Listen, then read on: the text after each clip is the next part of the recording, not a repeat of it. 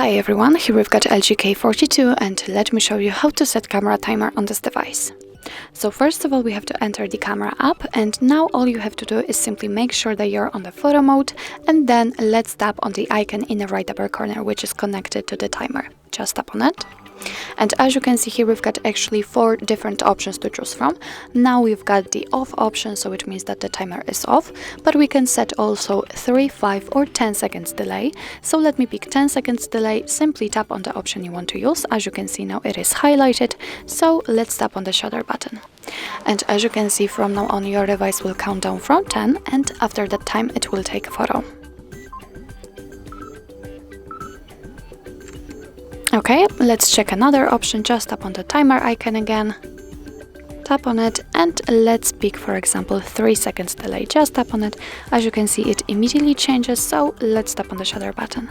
And the same situation, but now it is counting down from 3. Now, in order to turn off the timer, just go back to this option and tap on this off icon. As you can see, it is also immediately applied, and after tapping on the shutter button, from now on your device will take photos right after it. So actually that's all. This is how to set camera timer in your LG K42.